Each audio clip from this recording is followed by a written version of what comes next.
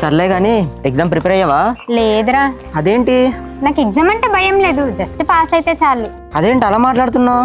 అసలు నాకు చదవాలని ఇంట్రెస్ట్ లేదురా. మా అన్నయ్య నా బుర్ర తినేస్తున్నాడు, అందుకే చదువుతున్నాను. సర్లే కానీ కాలేజ్ అయిపోయిందా వెయిట్ చేస్తావు? ఏం చేస్తాను, పెళ్లి చేసుకుంటాను. దానికోసం ఎంతవరకు చదివింది? అయినా నువ్వేంటి మా అన్నయ్యలా మాట్లాడుతున్నావు? సరేలే, ఎగ్జామ్కి ఏం వెళ్తాం, పద అలా బయటికి వెళ్దాం. ఎగ్జామ్ పెట్టుకొని బయటికి వెళ్దామా? అదంత పెద్ద ఇంపార్టెంట్ కాదులేరా.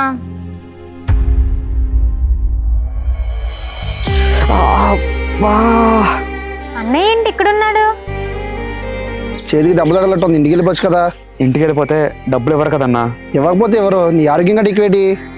అవును, ఒళ్ళు పుండు చేసుకుని మరీ డబ్బు సంపాదించడం దేనికోసం? మా చెల్లి కోసం అన్నా. అది బాగా చదువుకోవాలి, పెద్ద పెద్ద కళ్ళు కనాలి, ఒక మంచి ఉద్యోగం తెచ్చుకోవాలి. అయినా దాని కళ్ళ కోసం నేను ఈ మాత్రం కష్టపడలేనా? నా ఇంట్లో ఒప్పుకున్నంత వరకు నేను ఇలాగే తన కోసం కష్టపడతానన్నా.